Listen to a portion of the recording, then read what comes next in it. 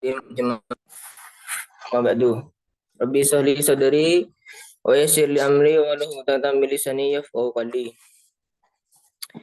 Pertama-tama mari kita panjatkan puja dan puji syukur kita kehadirat Allah Subhanahu wa taala yang telah memberikan rahmat kepada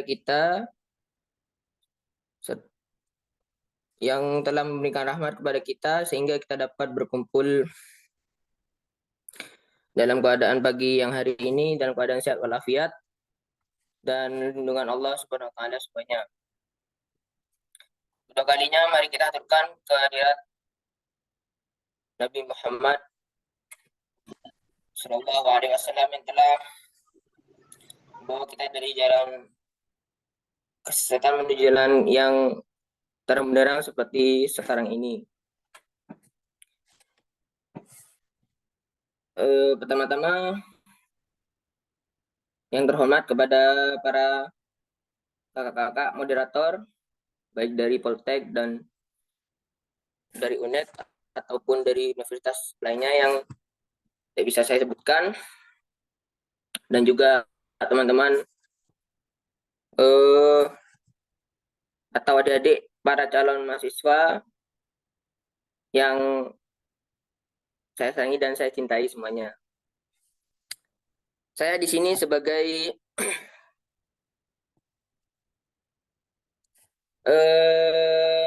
moderator. Perkenalkan, pertama nama saya Muhammad Yusuf, saya dari Universitas Islam Jember, Fakultas Pertanian, Prodi Agroteknologi. Saya di sini bertugas sebagai moderator pada Zoom mengenai beasiswa yang dilaksanakan pada pagi hari ini.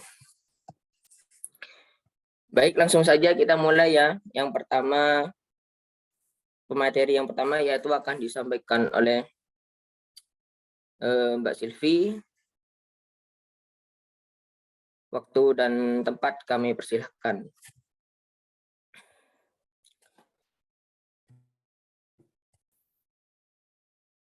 Baik.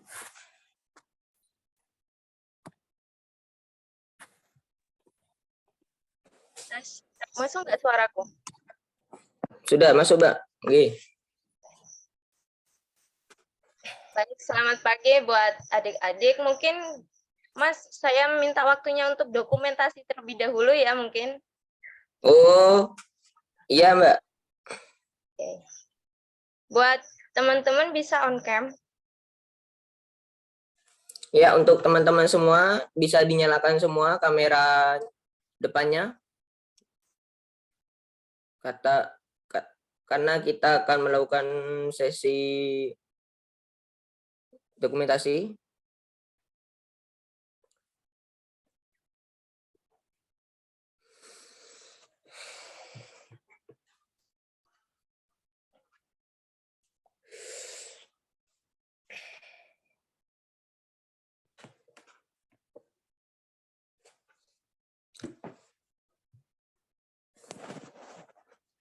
Ini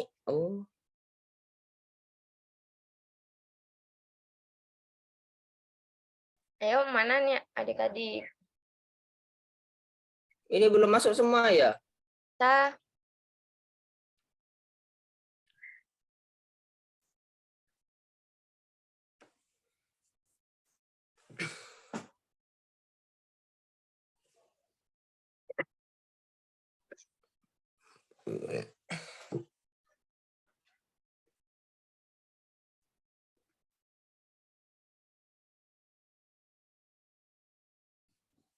Cuma 15 peserta.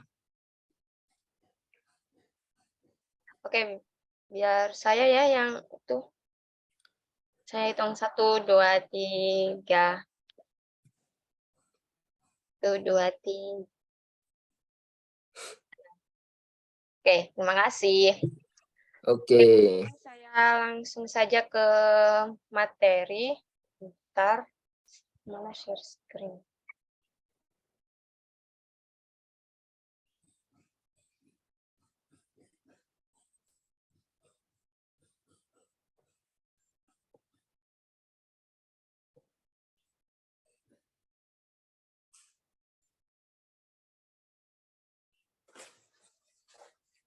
Udah terlihat belum? Sebentar, Mbak, masih loading.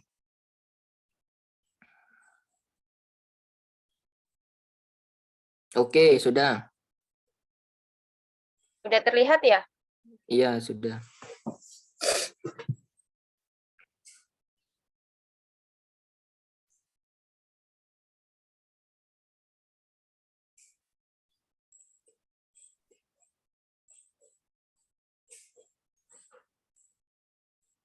Oke. Terdengarkan ya suara saya? Iya. Oke. Sudah. Di sini saya selaku relawan KIPK 2023, perkenalkan nama saya Sylvia Nurrohma dari Universitas Jember, Prodi Pendidikan Fisika.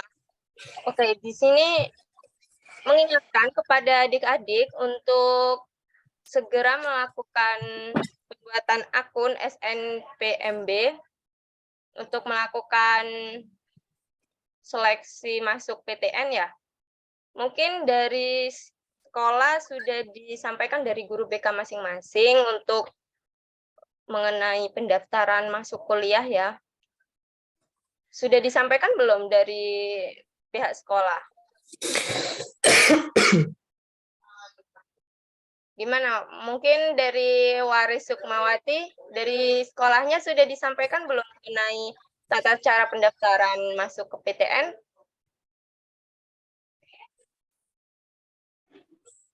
Sudah, Kak. Ya sudah, mungkin di sini saya akan sampaikan beberapa garis besar saja ya. Karena dari tahun ini pendaftaran juga ada perbedaan baik dari segi nama dan tata caranya.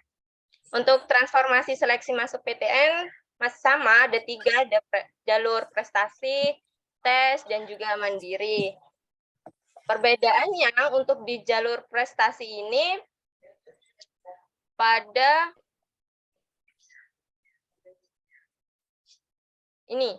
yang di layar itu kan ada nilai minimal 50% nilai rapot dari semua mata pelajaran. Dan yang kedua, maksimal 50% dari penggali minat dan bakat.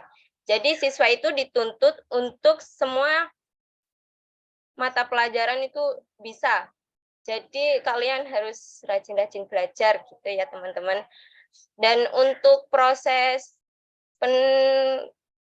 presentase bobotnya itu dari setiap PTN sendiri itu juga berbeda. Dan dari PTN ke antar prodi itu presentasenya bobot juga beda.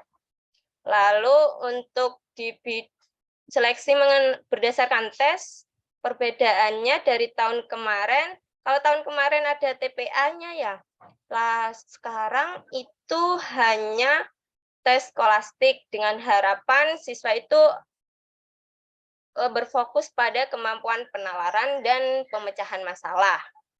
Dan tes skolastik ini meliputi dari potensi kognitif, penalaran matematika, literasi dalam bahasa Inggris, dan literasi dalam bahasa Indonesia. Untuk seleksi mandiri, di sini dari pihak Kemendikbud sudah memiliki wadah untuk masyarakat maupun calon mahasiswa untuk melapor apabila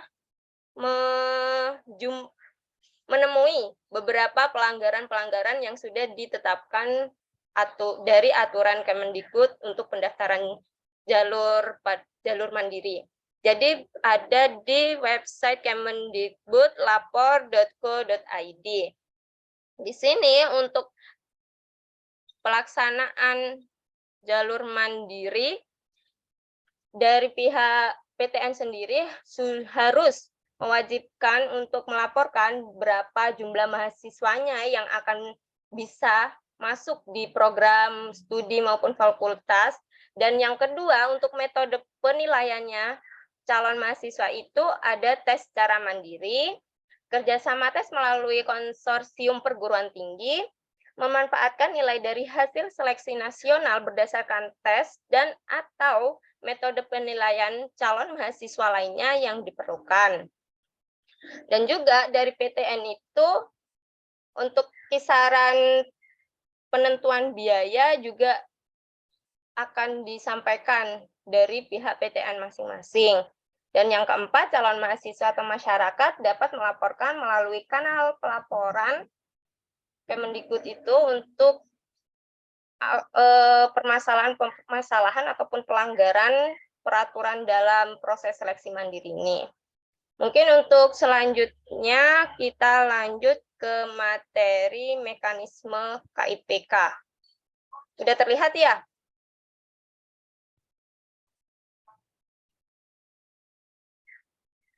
Sudah, Kak, sudah.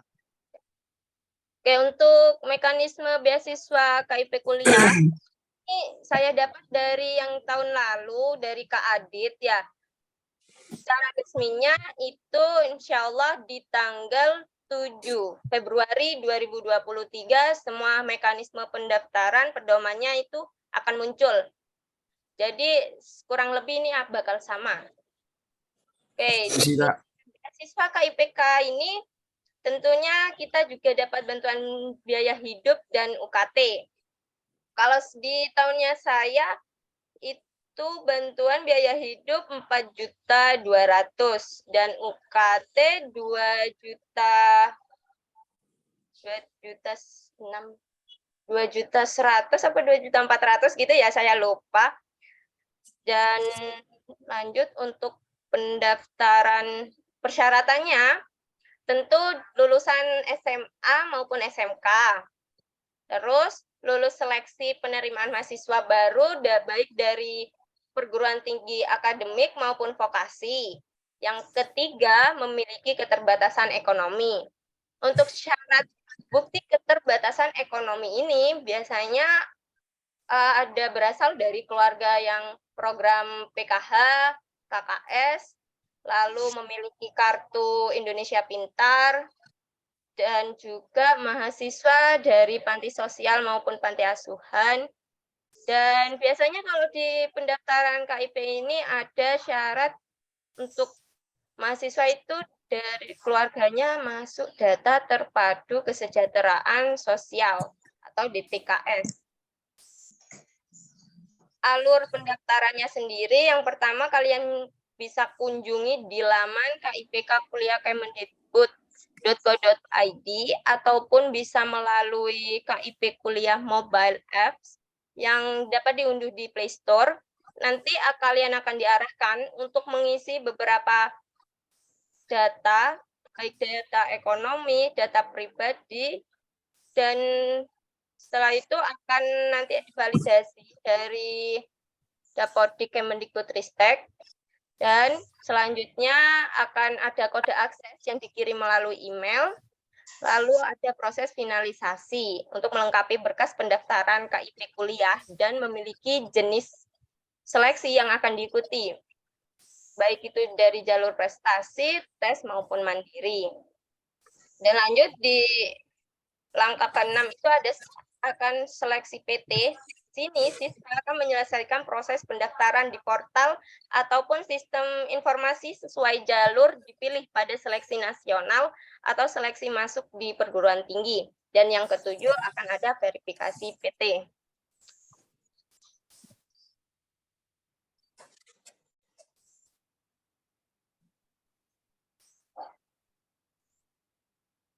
Ini kalau kita pakai yang aplikasi bisa menggunakan istilahnya kan, dan kalian bisa masuk ke daftar dan nanti akan diarahkan untuk isi biodata pribadi dan keluarga ekonomi, isi data prestasi, isi data rencana studi, dan nanti pilih seleksi masuk perguruan tinggi dan akan lanjut ke cetak peserta. Ini contoh tampilannya. Biodata, ini data keluarga. Ini untuk data prestasi. Ini rencana. Keluar, Kak. Dan gambarnya. Nah, ini biasanya kalau ada tampilan seperti ini belum terdaftar di DTKS ya. Mungkin kurang lebih materi dari saya seperti itu. Saya kembalikan ke moderator. Terima kasih. Baik, terima kasih atas materinya Mbak Silvi. Semoga bermanfaat. Baik, untuk teman-teman semuanya, apabila ada yang kurang dimengerti atau kurang paham mengenai materi yang disampaikan oleh Kak Silvi tadi, bisa ditanyakan, monggo. Sebut nama beserta asal sekolahnya dari mana. Kami persilahkan.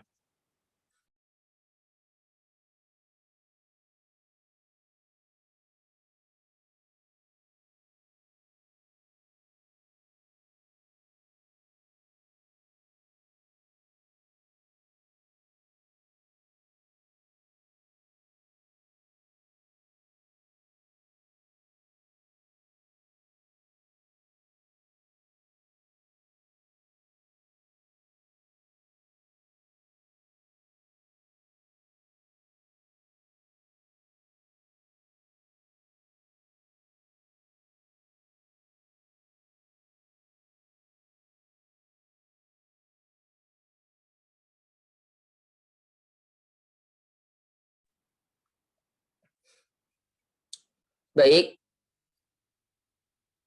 dari teman-teman semuanya yang ingin bertanya, monggo.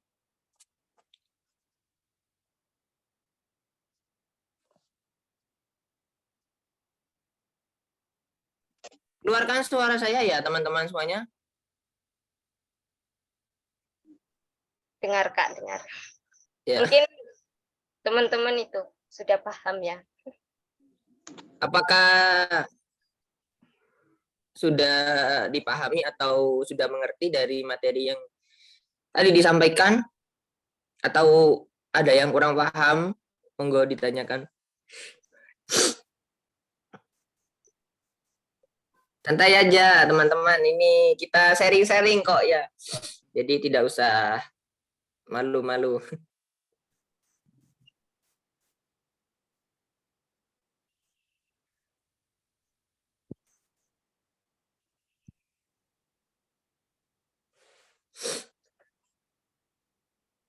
Monggo. Jadi nanti jika sudah waktu apa itu beasiswa itu sudah lancar, jadi biar tidak tanya-tanya kembali dan apa keteteran nantinya informasinya. Jadi jika ada yang belum dimengerti bisa ditanyakan sekarang.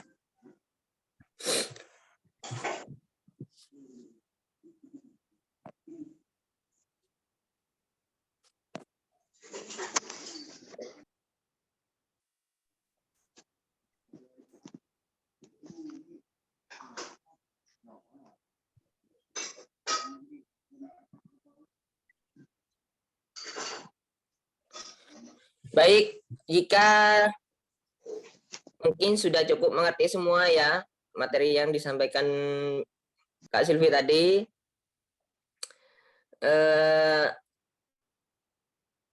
Kita lanjut ke materi selanjutnya mungkin yang akan disampaikan oleh Kak Reza. Waktu dan tempat kami persilahkan.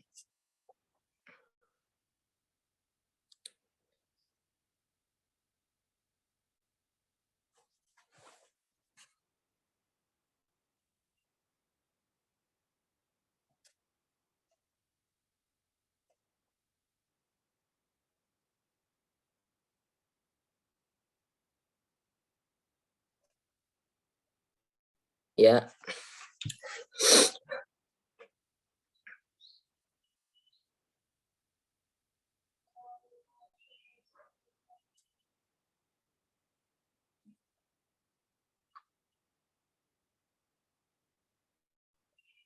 Ya, suaranya Kak bisa di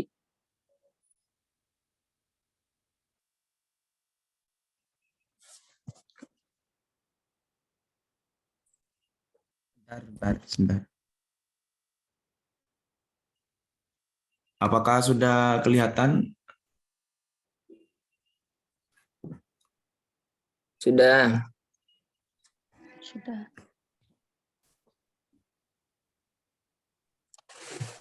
Baik, saya mulai. Assalamualaikum warahmatullahi wabarakatuh. Waalaikumsalam.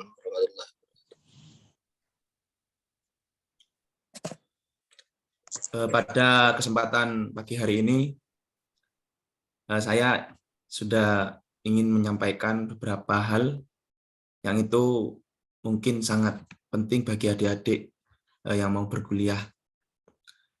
Tadi sudah jelas, sebagian sudah dipaparkan oleh Mbak Silvi dari Universitas Negeri Jember. Di sini saya lebih ke sharing-sharingnya ya, tidak usah tegang, kita sama-sama belajar juga, Rek. Jadi nanti yang mau bertanya, jangan malu-malu. Langsung saja tanyakan ya. Baik, saya mulai langsung untuk mempersingkat waktu. Nah ini, yang pertama agendanya ini penjelasan pendidikan vokasi.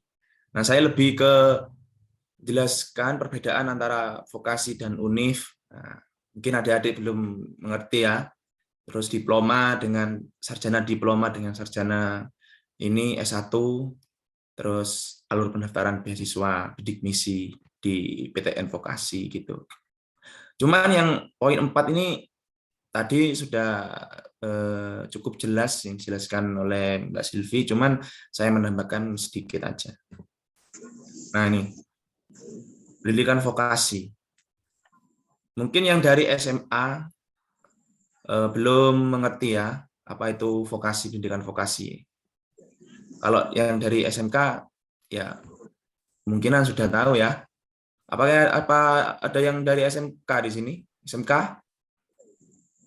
David Prasetyo? Adik David, dari mana? SMK. SMK ya. Terus yang dari Semara, ada yang dari Semara? Anissa, adik Anissa? Dari SMK. Oh SMA, SMK ya? SMK mana nih? SMK 5. Yang dari SMA ini mana? Coba ingin ngerti saya.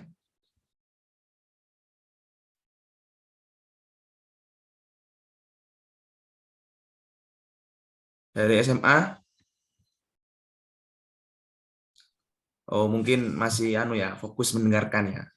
Jadi malu-malu yang mau on mic ya. Saya lanjutkan ya. Jadi pendidikan vokasi. Sistem pendidikan tinggi yang diarahkan pada penguasaan keahlian terapan tertentu kepada peserta didik atau siswa-siswi SMA, SMK sederajat dalam rangka mencapai tujuan pendidikan nasional. Nah, ini merupakan definisi umum pendidikan vokasi. Nah, next ya. Nah, ini apa kata Jokowi tentang pendidikan vokasi? Nah, ini Pak Presiden Jokowi mengemukakan pendapat ini. Kita harus meningkatkan kapasitas SDM agar SDM kita agar lebih produktif dan lebih kompetitif. Dan pendidikan vokasi menempati posisi penting dalam strategi pengembangan SDM kita. Nah, pendidikan vokasi ini ya menurut saya itu sama saja dengan pendidikan kayak di universitas. Ya gampangnya itu S1 dengan vokasi ini sama saja. Cuman ada beberapa perbedaan sedikit. Nah, ini Pak Jokowi ya. Nah, apa yang bikin pendidikan vokasi itu istimewa? Nah, mungkin dari SMA, SMK ini masih belum banyak yang tahu. Ya pasti ya, vokasi ini masih belum, istilahnya belum nge-booming. Tetapi sudah lama muncul di Indonesia ini. Pendidikan vokasi, pendidikan perguruan tinggi vokasi, pendidikan SMA, SMK vokasi itu sudah lama. Jadi pendidikan vokasi dikenal sebagai pendidikan skill khusus atau skill based. Semakin lama sekarang semakin bekeh loh guys. Nah, beken itu keren ya, keren, semakin keren. Bahkan perusahaan sekarang banyak yang mencari lulusan vokasi. Kok bisa gitu ya? Nah ini. Jadi sebenarnya apa sih yang bikin pendidikan vokasi ini istimewa? Nah, perlu diketahui adik-adik, menurut pengalaman saya, ya, saya kebetulan alumni dari SMK Vokasi juga ya, terus dilanjutkan dengan perguruan tinggi vokasi. Nah, itu lebih kalau ke vokasi ini lebih ke skillnya kamu. Jadi kesukaannya kamu, kesukaan keahlian kamu yang sesungguhnya itu lebih didalami kalau di vokasi ini. Nah, nanti lebih jelasnya ada slide-nya ya. Cuman ya tidak kalah penting juga, tidak kalah bagus juga dengan pendidikan yang di universitas seperti S1. Sama saja. Semua itu tergantung dari kalian-kalian ini. Minatnya di mana, terus kemauannya di mana. Yang terpenting kalian harus kuliah yang sudah masuk di sini ya. Yang masuk di Zoom ini harus kuliah. Mau di UNED, mau di Politeknik, mau di UIJ, mau di Uinkas, semua itu sama. Tergantung minat kalian, skill kalian apa yang mau diasah. Itu pasti akan berguna di kemudian hari. Itu. Nah ini, pokoknya saya ini memaparkan materi tentang seruan pendidikan vokasi. Nah ini merupakan perbedaan ya. Yuk kenalan dengan sistem pendidikan vokasi dan sarjana. Bisa dibaca ya adik-adik ya. Vokasi merupakan pendidikan tinggi yang berfokus pada praktik kerja. Nah ini. Praktik kerja yang dapat menunjang keahlian di bidang studi tertentu. Nah, maksudnya praktik kerja ini nanti jika adik-adik memilih di perguruan tinggi vokasi, nantinya tidak akan banyak teori. Ya, gitu. Tidak akan banyak teori dan lebih banyak praktikum. Praktikum sesuai dengan program studi yang dianut oleh adik-adik. Misalkan program studi teknik gitu. Nah, nanti di sana itu tidak hanya ke teori saja, teori tentang ilmu teknik. Dan juga lebih banyak ke praktikum. Jadi praktikumnya itu 60%, teorinya itu kurang lebih 40%. Nah, gitu. Yang kedua, program ini bertujuan mempersiapkan alumninya menjadi tenaga yang siap kerja dan mampu bersaing secara global. Nah, sudah jelas ya. Jadi sama kalau mengartikan yang gampang itu, kalau yang dari SMA, kalau yang sekolah SMA, nah itu sama dengan perguruan tingginya itu setara bukan setara, kayak kalau SMA itu ke UNIF. Nah itu ya kesamanya kayak gitu. Kalau SMK itu ke kayak politeknik yang vokasi. Nah itu. Program ini bertujuan mempersiapkan alumni menjadi tenaga yang siap kerja. Nah, kalau vokasi ini memang siap kerja cuman dengan keahlian yang tertentu. Nah gitu. Misalkan adik-adik milih tekniknya yang tadi itu aja, jangan teknik sudah. Akuntansi ya, akuntansi seperti publik. Nah, misalkan gitu ya. Nah, itu mempelajarinya tentang ya tentang skill yang berkaitan dengan akuntansi itu, lebih menjurus ke kejuruannya itu. Nah itu. Yang berikutnya, nah ini sarjana ya, ditujukan pada peminat ilmu pengetahuan, teknologi dan seni. Nah kalau sarjana ini pembelajarannya itu lebih banyak teori, praktiknya itu lebih sedikit. Namun kalau di sarjana ini lebih luas dalam mempelajarinya. Maksudnya gimana? Misalkan contoh ya. Misalkan adik-adik ini masuk ke UNED, nah, misalkan ke UNED ambil jurusan pendidikan biologi. Nah di sana itu biologi itu tidak harus belajar tentang biologi saja. Nanti itu bisa bercabang-cabang, bisa ke ilmu-ilmu yang lainnya. Nah itu intinya tidak ke juru, tidak menjurus pada satu ilmu saja. Itu. Yang kedua, di pendidikan sarjana ini akademik lebih terfokus pada teori keilmuan sesuai dengan jurusan yang diminati. Nah, ini keilmuannya sesuai jurusan yang diminati. Tapi pada dasarnya vokasi dan sarjana itu sama-sama baiknya, sama-sama bagusnya. Terus apa yang paling yang paling cocok buat saya, Mas? Nah, itu kayak pilihannya itu ada di tangan kamu. Kalau mau vokasi, mantap ke vokasi, sudah ke vokasi. Ke sarjana, yang penting itu semangat untuk berkuliah. Itu sudah. Nah, ini terakhir ya.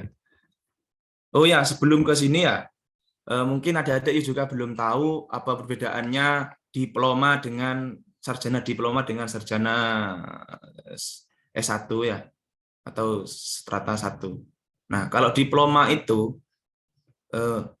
ada beberapa jenis diploma ya. Yang pertama diploma 1, diploma 2, diploma 3 dan diploma 4 ya yang saya ketahui.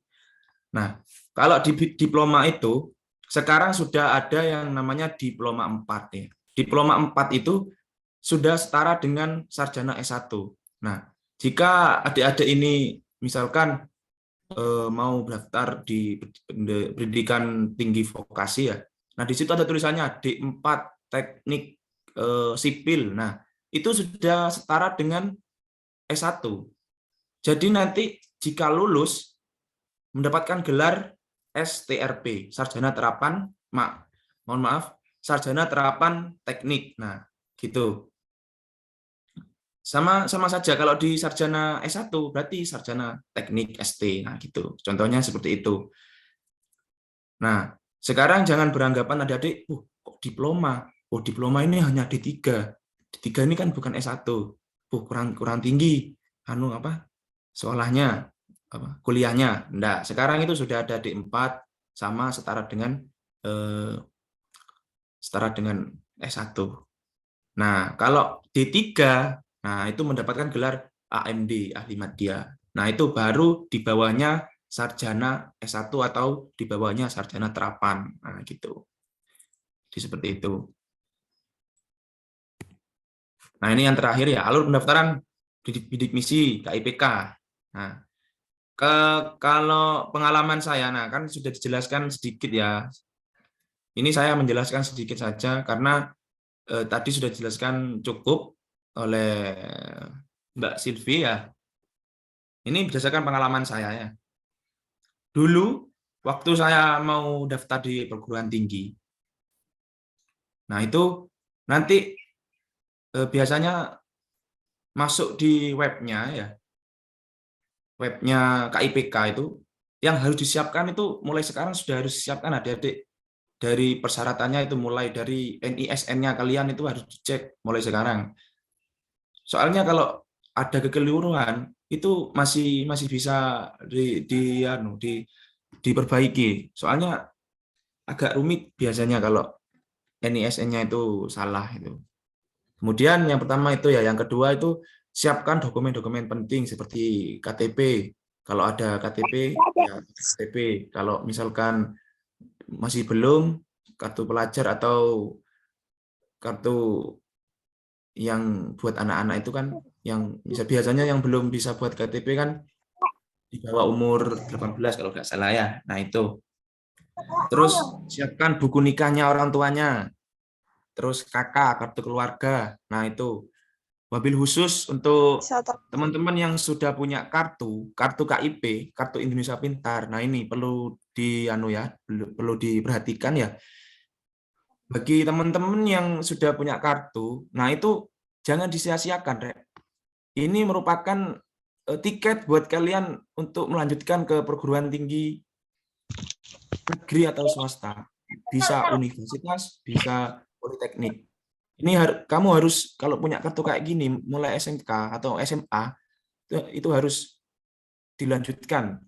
Kalau menurut saya wajib melanjutkan di perguruan tinggi. Soalnya ini merupakan tiket emas yang teman-teman lainnya belum bisa mendapatkannya. Tetapi tidak menutup kemungkinan yang tidak punya kartu KIP kuliah ini tidak bisa daftar juga. Bisa. Yang pertama itu biasanya yang dulu itu ya, yang saya ini pengalamannya tidak punya kartu KIP. Nah, dulu saya menyiapkan beberapa dokumen seperti ya yang tadi itu kartu keluarga, terus buku nikah orang tua, penghasilan orang tua, kemudian foto dari rumah. Nah, itu terus minta surat keterangan tidak mampu kepada kepala desa dan minta tanda tangan dari camat juga. Nah, itu bagi yang tidak punya kartu. Nah, ataupun teman-teman misalkan mohon maaf ya, orang tuanya sudah tidak, maksudnya sudah meninggal dunia. Nah, itu pasti yang punya keinginan kuliah itu pasti diprioritaskan oleh pemerintah. Yang terpenting kalian ini punya niat mau kuliah, mau berkontribusi untuk Indonesia ini ya. Kalian kuliah ini merupakan kontribusi buat pembangunan Indonesia, Rek. Nah, jadi jangan ada pikiran udah usah kuliah wis, enak kerja, mari kerja untuk duit enak dolan. Nah, bukan sekarang seperti itu. Bukan zamannya. Semakin ke depan ini dunia kerja semakin ketat persaingannya. Maka dari itu sekarang jangan jangan minder bahwa aku kata kuliah, aku mau kuliah tapi tidak ada biaya. Sudah, jangan seperti itu. Biaya siswa banyak. Pemerintah sudah menyediakan. Contohnya ini sudah kartu Indonesia Pintar ini. Nah, jadi untuk teman-teman yang tidak punya kartu itu jangan berkecil hati ya, tetap bisa mendaftar. Dan yang tadi itu yang saya sampaikan. Nah, kemudian waktu dulu itu saya mendaftar di perguruan tinggi. Nah, itu tinggal upload aja di link KIPK-nya itu. Upload sesuai dengan data yang asli. Kemudian nanti akan diproses sendiri oleh panitia Kemendikbud. Nah, jadi seperti itu. Bil khusus untuk teman-teman yang sudah masuk siswa eligible, nah itu sudah jangan disia-siakan lagi itu kesempatannya. Harus daftar itu, harus daftar perguruan tinggi negeri. Itu merupakan apa ya? Peluang mungkin ya belum 100% untuk lolos di perguruan tinggi, cuman itu merupakan tiket buat kalian. Jangan sia-siakan, tanpa tes langsung daftar. Apalagi sekarang kan sudah kabarnya kan tidak sudah leluasa, siswa-siswa itu mau daftar di Saintek atau Soshum bebas, mau jurusan IPS, IPA, SMK ya. Itu sangat bermanfaat bagi kalian yang mendapatkan siswa eligible. Namun yang tidak mendapatkan siswa eligible itu ya jangan beranggapan aku gak dapat gak menerima siswa eligible. Ya apa ini itu udah usah daftar kuliah wis. Nah, jangan gitu. Nanti bakalan ada penerimaan yang menggunakan tes. Nah, itu harus kalian maksimalkan. Yang terpenting dari niat kalian mau kuliah itu aja. Kalau sampean kalian niat pasti nanti akan diberikan jalan yang enak bagi Yang Maha Esa ya. Jadi itu. Nah, pengalaman saya dulu itu setelah saya keterima di perguruan tinggi, dan kebetulan saya di perguruan tinggi vokasi ya, Politeknik Negeri Jember. Nah, nanti itu langsung disinkronkan oleh panitia itu, sama saja. Nanti kalau dari UNED itu sama caranya, cuman perbedaannya itu dari ngurusi di kemahasiswaannya itu. Nanti itu kalau mau tanya silakan PC saya nanti ya, saya kasih nomornya ya. Nah, jadi seperti itu. Yang terpenting sekarang ini niatnya kalian yang mau kuliah, itu saja. Ya, baik, itu pemaparan materi dari saya. Apabila ada kesalahan kata yang kurang, mohon dimaklumi. Teman-teman, semangat untuk kuliah ya. Saya tunggu di perguruan tinggi masing-masing. Sekian dari saya. Wassalamualaikum warahmatullahi wabarakatuh. Waalaikumsalam warahmatullahi wabarakatuh. Alhamdulillahirabbil alamin. Terima kasih Kak Reza atas pemaparan materinya. eh, kembali ke sesi tanya jawab untuk teman-teman atau rekan-rekan semuanya yang ingin menanyakan kembali mengenai pemaparan yang disampaikan oleh Kak Reza tadi. Apakah ada yang belum dimengerti? Monggo bisa ditanyakan. Sebutkan nama dan asal sekolah dari mana. Waktu kami persilahkan.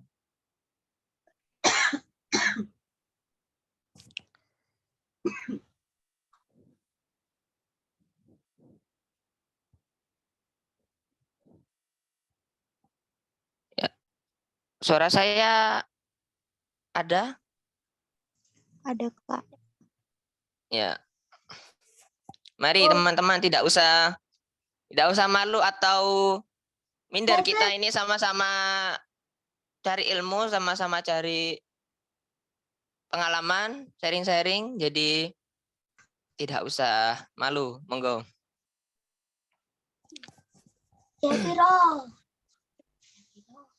Ayo teman-teman adik-adik yang mau bertanya, ya yang kurang jelas bisa ditanyakan, nanti dibantu jawab oleh Mbak Silvi juga dengan saya. Gak apa-apa, gak usah malu rek. Di sini sama-sama belajar juga. Sharing-sharing ini. Ayo, tanya yuk.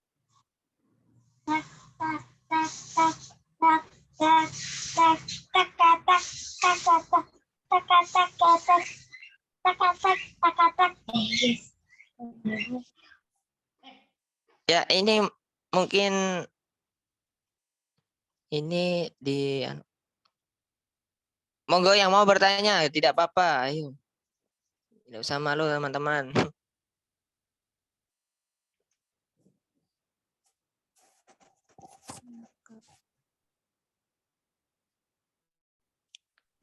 Coba namanya disebutkan tuh Mas, dipanggil Mas, mungkin malu itu Mas.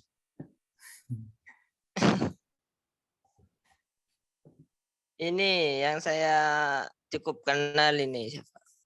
Fajar Lastufa, monggo. Yang mau bertanya.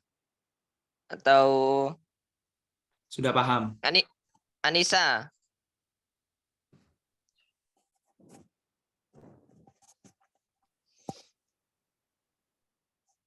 Atau yang mau bertanya langsung di chat di pesan Zoom itu di chat, kolom chat bisa, ya Mas?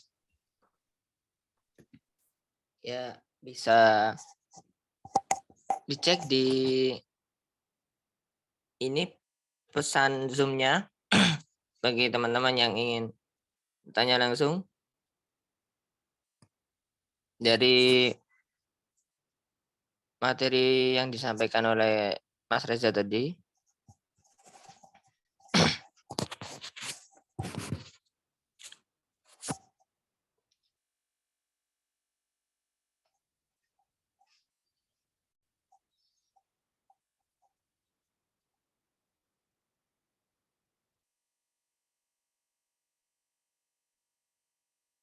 Mungkin teman-teman ini masih malu semua ini, Kak. Jadi apa namanya? Oh, itu ada yang Enggan bertanya untuk di kolom chat. Oh ya.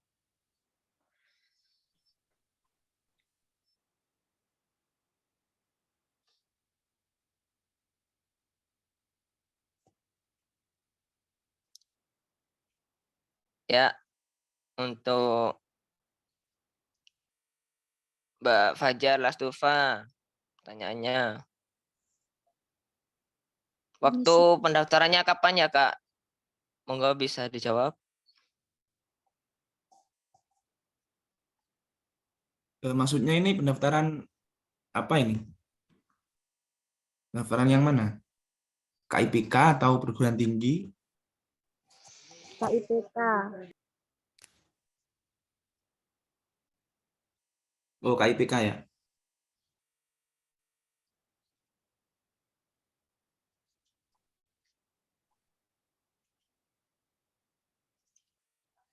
Mungkin kalau KIPK Mbak Silvi yang mau menjawab itu. Oke, aku izin jawab ya. Untuk pendaftaran ini ada di bulan Februari. kan kalau pedoman itu sudah keluar kan tanggal 7. Jadi bisa dipantau terus di laman KIPK-nya ya di tanggal 7 Februari 2023. Nanti akan disampaikan juga melalui grup yang kita buat juga di WhatsApp. Oke, mungkin itu.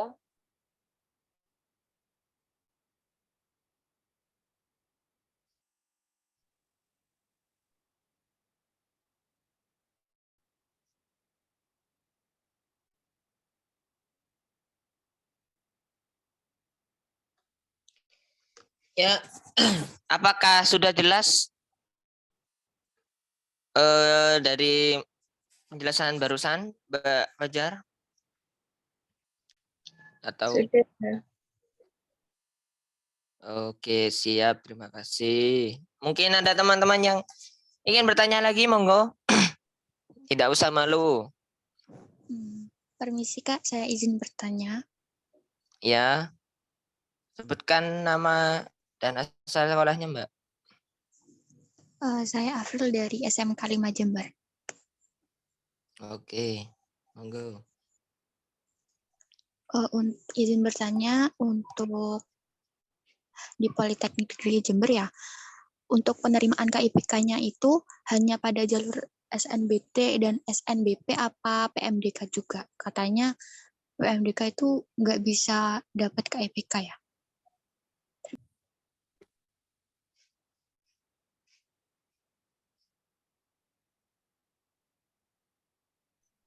Bisa saya Ya, langsung monggo. jawab, moderator?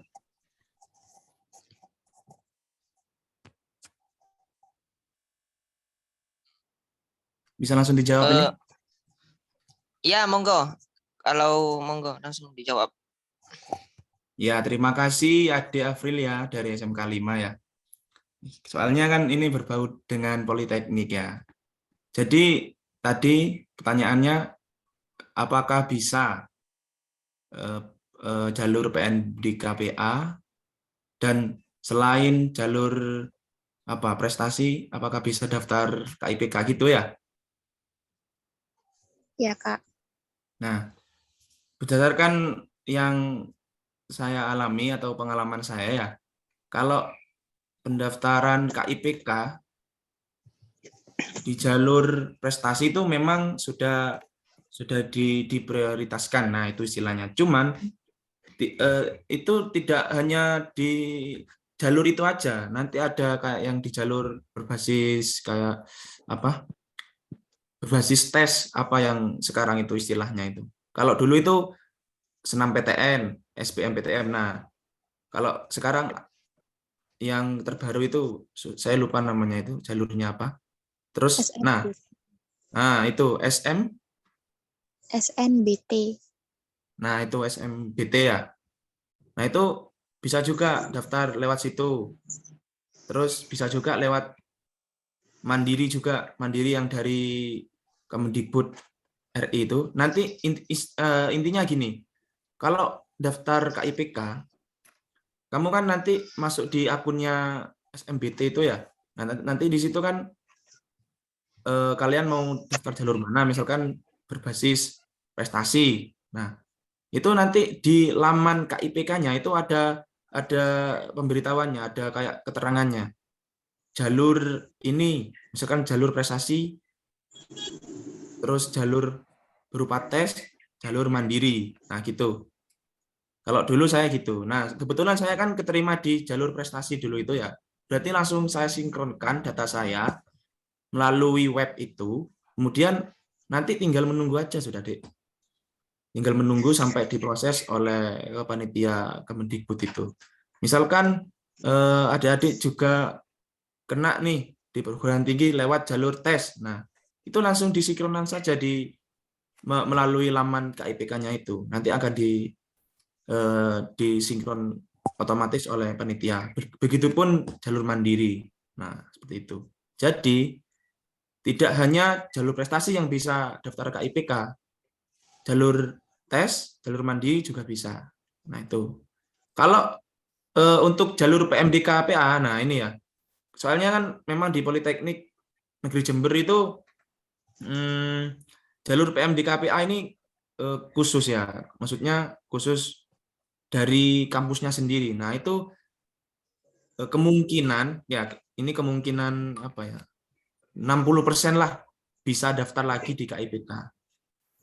Tapi itu biasanya di semester 2, Dik. Semester 2. Nah, itu bisa mengajukan KIPK-nya lewat jalur PMDK BA. Nanti sesuai kuota yang telah ditetapkan oleh oleh Politeknik. Misalkan masih belum full, kuotanya masih ada, nah itu bisa dibuka pendaftaran lagi KIPK khusus jalur PMDK PA. Ada teman saya yang juga kena di jalur PMDK itu. Sekarang sudah menerima beasiswa itu. Jadi seperti itu. Intinya jalur PMDK PA itu bisa juga daftar beasiswa KIPK. Apakah sudah jelas di Afril? Sudah, Kak. Ya. Terima kasih. Ya. Baik, untuk apakah dari teman-teman ada yang mau ditanyakan kembali?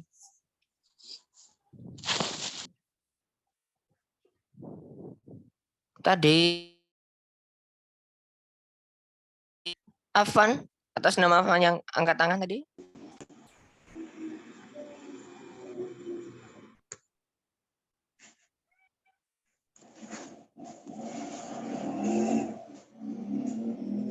Monggo yang mau bertanya kembali.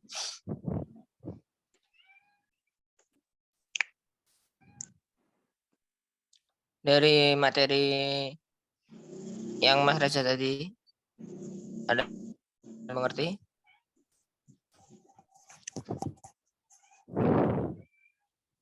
Mungkin adik-adik ini kan sharing-sharing.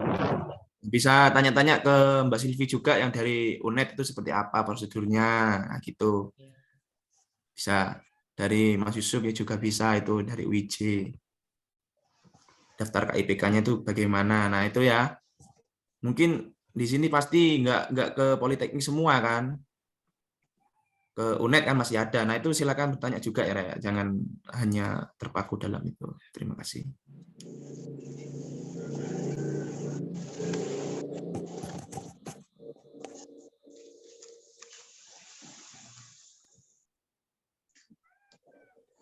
Permisi, Kak. Untuk Mbak Silvi, saya izin bertanya boleh?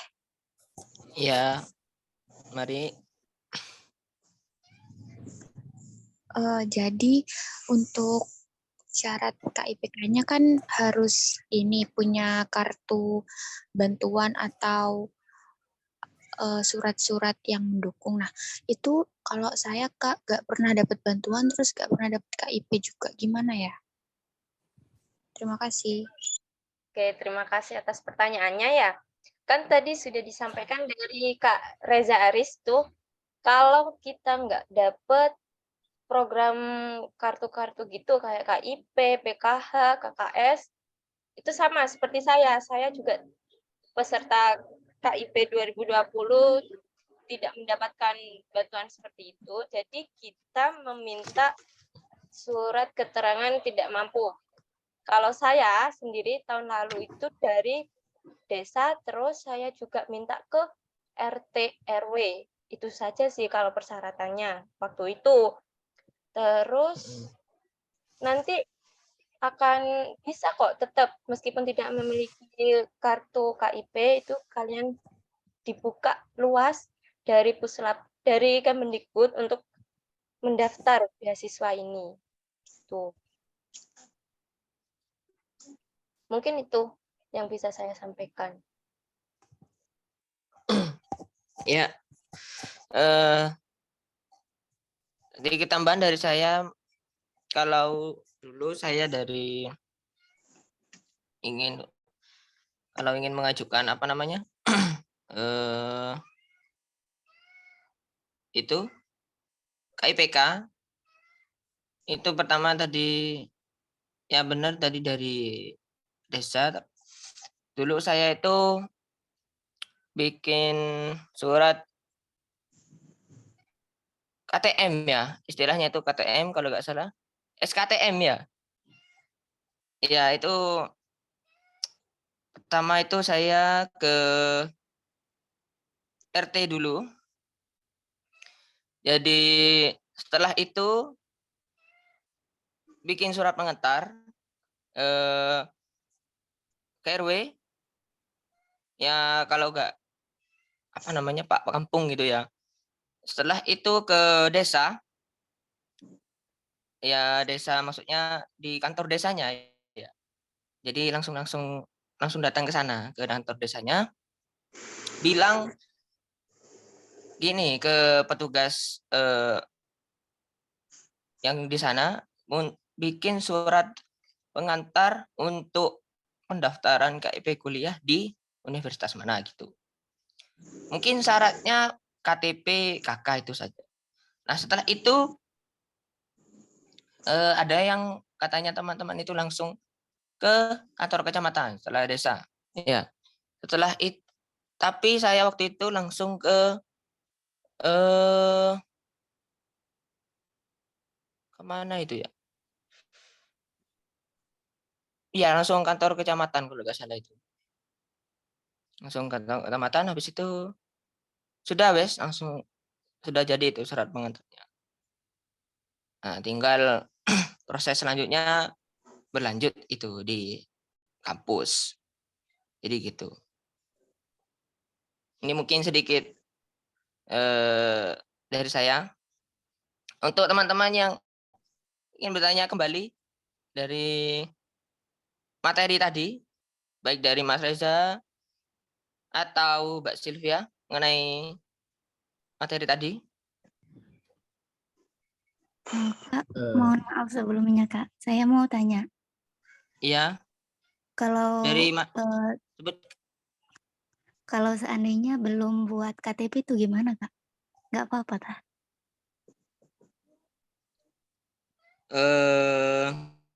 Untuk KTP mungkin bisa pakai apa namanya? Kartu itu pelajar itu ya. Oh, ya, baik. Makasih. Ya. Ya, mungkin bisa pakai itu.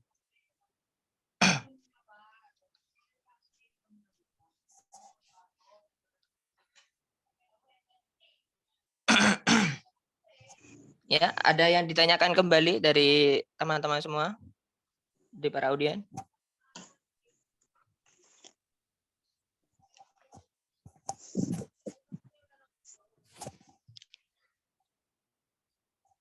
Baik, Mas Yusuf mohon menambahkan ya sedikit, boleh? Ya, monggo. Nah, pada intinya yang tadi dikatakan oleh teman-teman dari Mbak Silvi terus Mas Yusuf itu ya, pembuatan SKTM itu langsung ke kepala desanya itu tidak apa-apa, nggak usah lewat RT RW itu tidak apa-apa. Cuman itu tergantung dari desanya masing-masing. Nah itu intinya itu. Nah kalian harus tanya dulu ke RT RW-nya atau kalau di desa itu Pak Kampungnya itu, nah itu harus bagaimana? Atau langsung ke desa aja, bilang Mas, ini saya mau buat surat keterangan tidak mampu. Nah itu prosedurnya apa aja? Nah persyaratannya apa aja? Nah misalkan ada yang tidak punya KTP, nah itu ya. Kalau tidak punya KTP itu menggunakan apa Mas? Nah gitu, tanya langsung ke pihak desanya atau kelurahannya ya, yang rumahnya di kota atau di desa ya. Nanti akan dikasih tahu, oh ini Dek, semen harus nyiapkan ini. Nah itu langsung disiapkan sudah. Kemudian agar lebih valid lagi, pergi ke kecamatan untuk minta tanda tangan ini camat biasanya itu. Oh ya, ada tambahan biasanya itu. Minta surat keterangan penghasilan orang tua. Nah, itu biasanya. Penghasilan orang tuanya kalian ini berapa? Itu berlaku untuk yang ini ya, yang tidak punya kartu KIP atau tidak punya ini KHS atau kartu-kartu yang dari pemerintah, bantuan-bantuan sosial itu. Nah, itu. Itu membutuhkan 2 surat itu, surat keterangan tidak mampu, yang kedua surat keterangan penghasilan. Nah, itu sudah. bisa dicatat adik-adik mungkin kalau penting ini. Kemudian langsung nanti kalau sudah mendapatkan kartu surat-surat itu, adik-adik langsung upload aja di laman KIPK-nya itu yang disyaratkan itu. Kemudian diproses. Nah itu. Terima kasih. Sudah? Ya. Ya, mungkin ada yang ditanyakan kembali dari teman-teman semuanya? Atau cukup? Saya Kak mau tanya, Ya, kalau monggo. seandainya ya Kak, sudah mengajukan KIPK di sekolah Kak, tapi belum ada info dari gurunya, itu bisa daftar lagi Kak ke KIPK di kuliah itu Kak? Ya, monggo. Gimana, Dek? Bisa diulang? Ini kan dulu saya pernah daftar, bukan daftar sih, mengajukan KIPK di sekolah, tapi sama gurunya belum ada info gitu Kak. Terus itu gimana Kak? Apa daftar lagi di kuliahnya tuh gimana Kak? Jadi gini, mungkin saya dulu ya, nanti bisa dilanjutkan oleh Mas Reza atau Mbak Sylvia. Kalau itu biasanya nanti di apa namanya? Mungkin dicari informasi dulu ya. Jadi kejelasan KIP-nya ini berlanjut apa gimana gitu. Jadi gitu deh. Nanti bisa berdampak ke perkuliahannya juga biasanya gitu. Jadi maksudnya itu tidak jelas ini diproses atau tidak gitu. Jadi biasanya ini menunggu. Jadi bimbang kita ini gimana maksudnya kan bingung gitu. Jadi dicari informasi dulu. Jadi itu yang bisa saya sampaikan. Monggo dilanjut. Yang bisa Mbak Sylvia mungkin.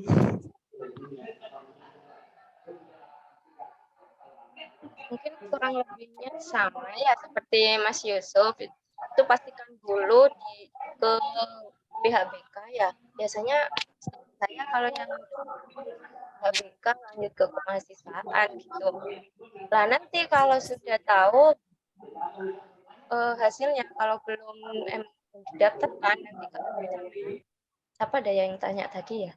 Yaitu bisa lanjut pendaftaran ulang lagi.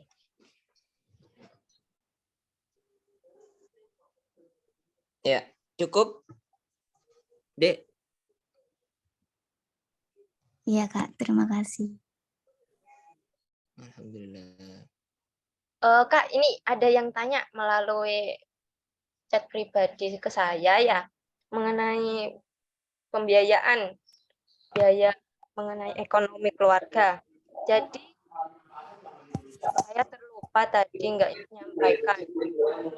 Itu ada syaratnya. Jika calon penerima tidak memenuhi salah satu dari 5 kriteria, untuk alasan tidak mampu secara ekonomi sesuai dengan ketentuan yang dibuktikan dengan pendapatan kotor gabungan orang tua atau wali paling banyak itu 4 juta setiap bulan, atau pendapatan kotor gabungan orang tua wali dibagi jumlah anggota keluarga paling banyak itu Rp750.000.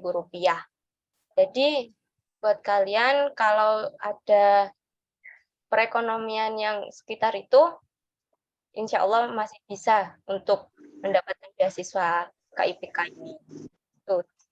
Mungkin ada tambahan dari Mas Rizal mengenai syarat untuk ekonomi itu, pendapatan hasil lebih tepatnya sih. Ya, monggo Mas Reza. Bisa dijelaskan. Ya, sedikit menambahkan ya dari Mbak Sylvia, memang benar. Jadi pada intinya itu, bagi yang misalkan ini gini, mau kepingin daftar KIPK, ambisi pingin daftar KIPK gitu ya, tapi orang tuanya ini kerjaannya kayak PNS, terus pegawai bank. Nah, itu ya enggak bisa, Rek, mau daftar. Nah, ini kan khusus bagi siswa-siswa yang memang tidak mampu ya, kalau kata lainnya tidak mampu. Intinya yang tadi disampaikan oleh Mbak Silvi itu kisarannya itu nggak sampai pendapatan 5 juta itu ya mungkin kemungkinan ya sedikit untuk kena KIPK-nya kan gitu. Nah, baik itu masukan dari saya. Baik, apakah ingin yang disampaikan lagi dari Mbak Sylvia?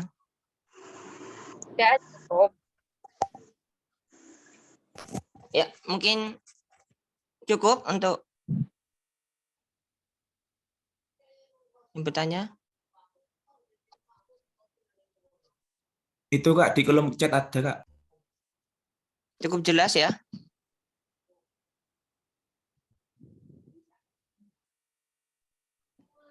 Di kolom chat itu ada kayaknya yang bertanya itu.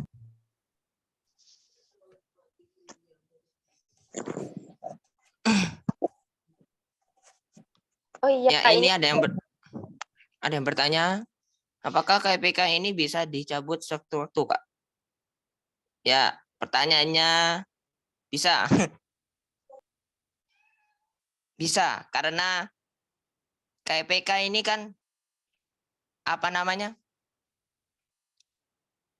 Setelah kita mendapatkan KIPK atau sudah kena lah istilahnya. Jadi kita ini jangan enak-enakan. Oh, kita sudah kena KIPK, santai, dosa bayar ini sama kira apa, dosa bayar apa. Jadi jangan seperti itu. Justru setelah kita berhasil mendapatkan KIPK ini, kita akan dituntut untuk belajar atau memperbaiki nilai atau mendapatkan nilai yang baik, signifikan, dan tidak turun,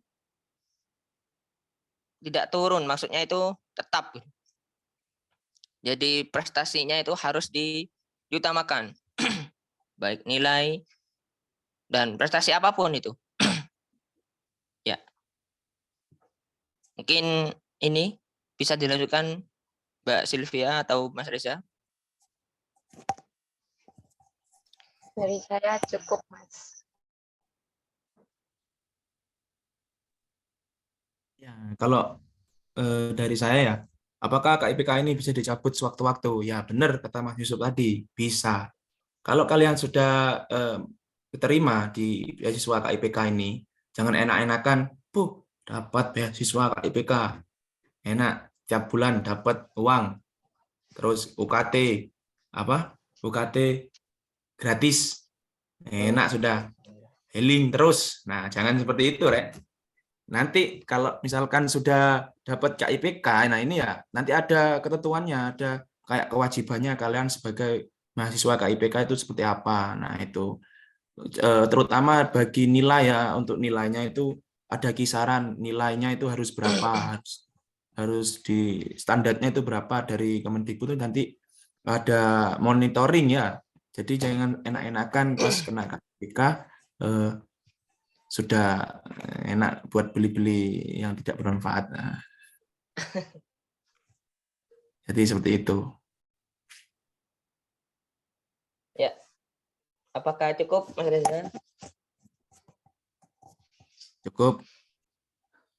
Ya, mungkin ada yang bertanya kembali. Mas Yusuf, ini ada yang tanya. Iya.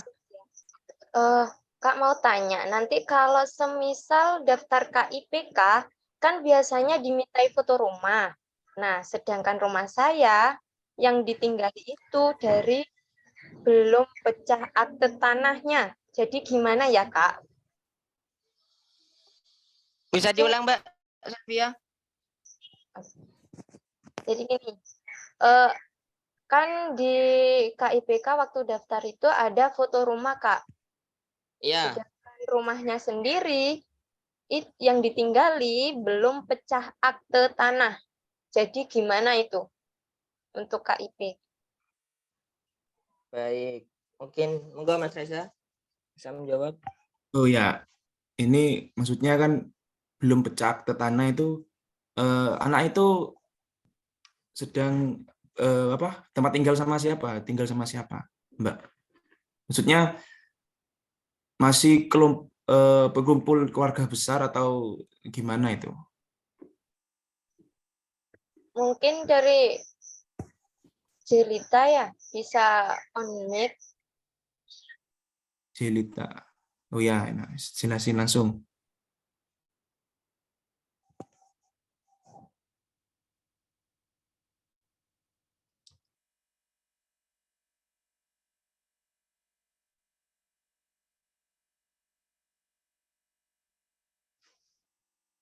Jadi bagaimana? Monggo Adik Jelita.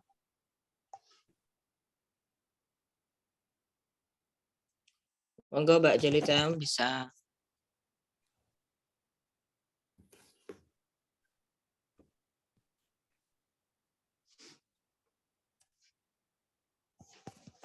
Oh ini dijawab Kak. Untuk tinggalnya sama orang tua. Sama orang tua. Jadi gini, Dek Jelita ya. Kalau misalkan kaitannya dengan kayak gitu, kayak akte tanah itu masih belum pisah, Mas. Itu menurut saya itu tidak ada kaitannya. Selama ini, selama Dek Jelita ini sudah masuk kriteria bisa masuk di beasiswa KIPK apa enggak. Yang terpenting itu yang tadi disampaikan oleh Mbak Silvi, oleh saya juga itu ya, dari pendapatan orang tua, kemudian apa juga wis dari keterima enggaknya di perguruan tinggi. Nah, itu. Terus SKTM-nya itu apakah benar ini tidak mampu. Nah, gitu. Nah, kecuali kalau misalkan ada nih seorang siswa mau daftar KIPK, ya. Rumahnya bagus. Rumahnya mewah gitu ya. Terus tanahnya luas. Nah, itu otomatis kan disuruh ngefoto rumahnya yang real ya. Nanti diupload di lamannya. Ya, nanti ya bakalan ya tidak masuk kriteria. Rumahnya bagus, tanahnya luas. Masa mau apa ini diprogramkan beasiswa kan ya kemungkinan kecil tidak akan diterima gitu. Nah, kemudian ini kan ada juga biasanya rumahnya bagus mewah. Nah, terus orang tuanya pekerjaannya itu di bawah standar lah intinya gitu ya. Nah, itu bisa kemungkinan bisa bisa keterima di KIPK. Yang penting adik-adik ini, wabil khusus adik Jelita ini datanya itu sudah real, sudah benar sesuai dengan ini, sesuai dengan anunya kenyataannya di Jelita. Nah, jadi seperti itu. Kalau misalkan ada yang kekeliruan, nah itu jangan sampai ya, Rek. Intinya kita harus jujur untuk mengupload data tersebut. Jujur. Seperti itu. Baik. Apakah cukup jelas ya, Dek Jelita? Mungkin ada yang ingin menanyakan kembali?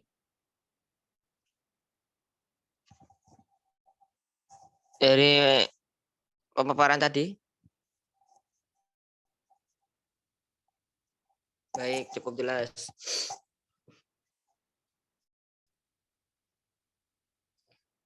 Dari teman-teman semuanya ingin bertanya kembali? Baik. Apakah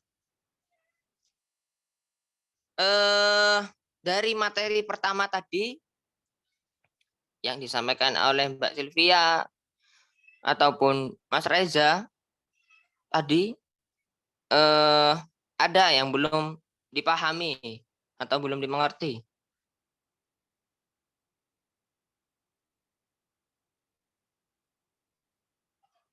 Ya.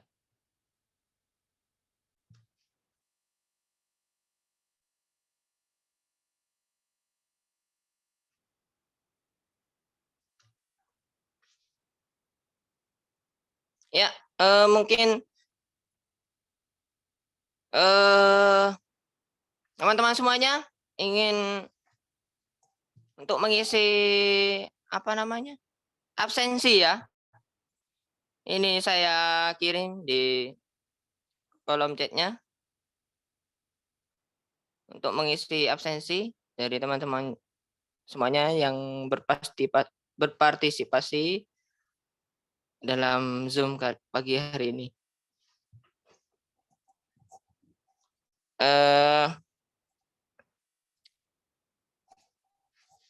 Mungkin sudah mengerti semuanya ya teman-teman ya. Apakah ada pertanyaan kembali? Monggo.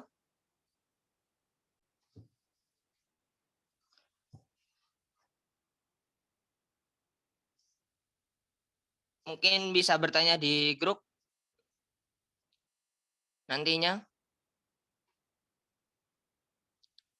Atau di kolom komentar sini yang ingin bertanya.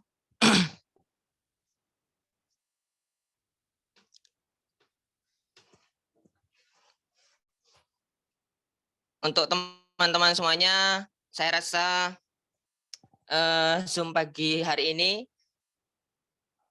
saya rasa cukup ya. Karena semua teman-teman pasti sudah paham apa yang disampaikan oleh Mas Reza atau Mbak Sylvia.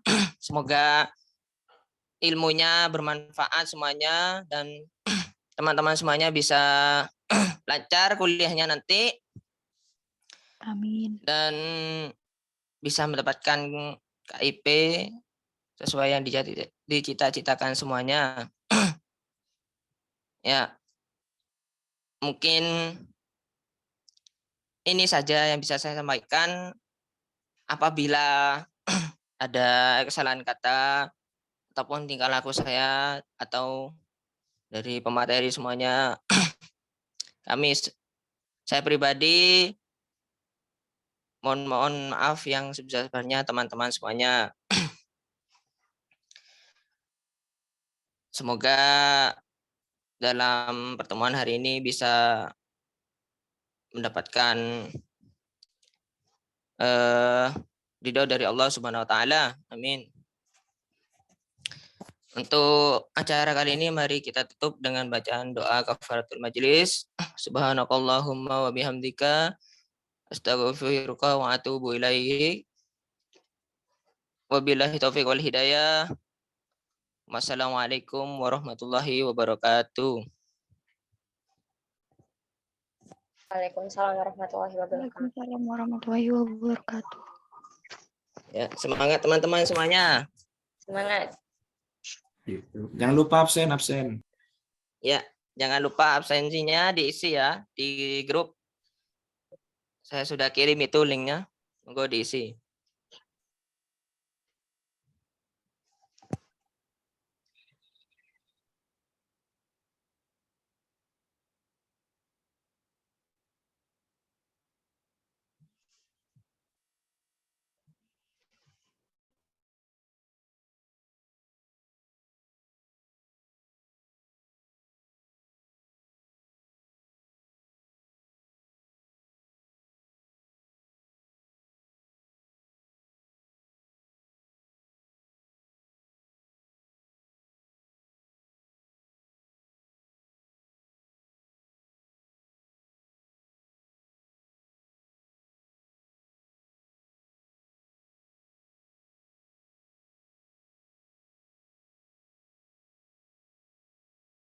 Mas Reza mau gabung?